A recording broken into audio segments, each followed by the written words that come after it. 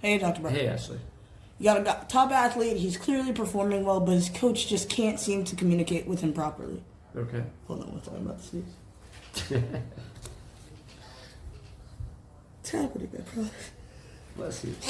Bless you, my child. Thank you. Hey, Dr. Brown. Hey, Ashley. What are mental game techniques you give to athletes to enhance their focus and concentration during games? Yeah, so the meditation, the mindfulness, the visualization, the breath work, the positive self-talk, and what I call enhanced communication skills, the ability to handle things in the moment as often as possible. The more we do the fundamentals of the mental game here, the better we get in general.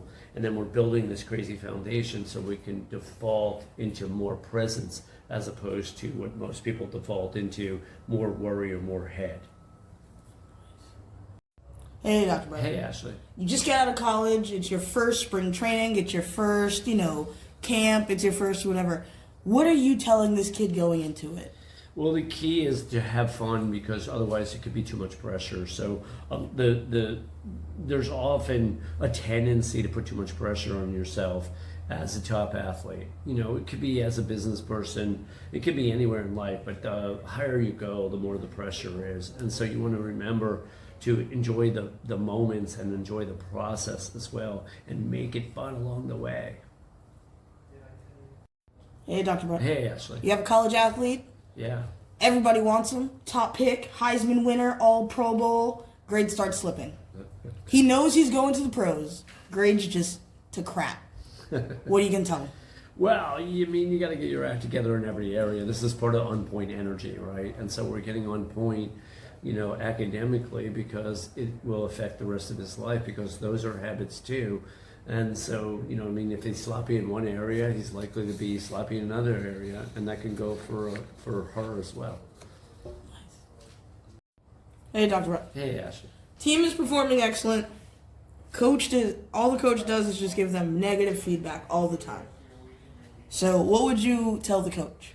Yeah, so that's not uncommon, and I do have coaches that I coach, but in that case, if the person doesn't, if the kid is like a team captain or something, he can actually have a personal conversation with the coach or a series of them to let the coach know in really decent ways that, hey, what are we doing right here? So, that's something that can be addressed. It's not easy because people are often fearful in situations like that. But so what? I'm teaching everybody to be proactive motherfuckers here, basically. Hey, Dr. Brett. Hey, Ashley. How do you help them? What is your role as a sports psychologist in terms of helping them negotiate contracts and things of that nature? Well, you mean in terms of pro athletes? Mm-hmm. It's really about, teaching them how to honor themselves and trust their instincts and their intuition and ask the right questions, right? So I'm always helping people, whether they're a pro or not, develop and trust their intuition. I'm asking questions like, what does your gut say? And then I'm also part sounding board there as they explore that process, but I'm helping them get really proactive and handle agents, managers, and so on, straight up, directly, and with a high level of proactivity. Awesome.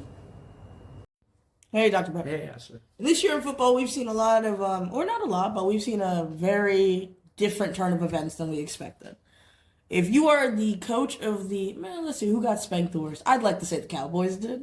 Yeah. You're the coach of the Cowboys. You go back in that locker room.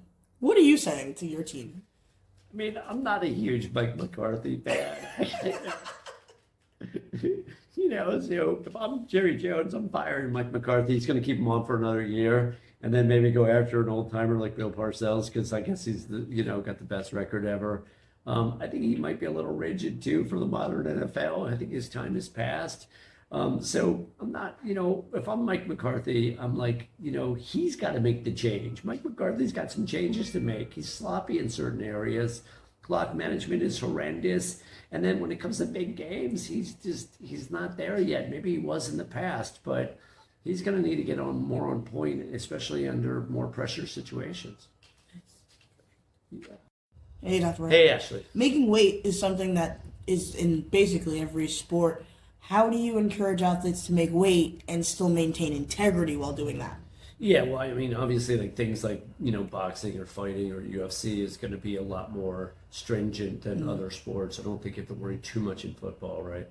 But in general, that's a difficult process, and that's a gradual process for people to get better and better and better at figuring out.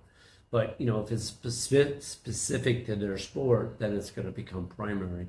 If it's less specific, a sport like football where it's important but not always immediately necessary, then it's a more gradual process. But really, it's about creating the set point, where your system takes care of itself more or less.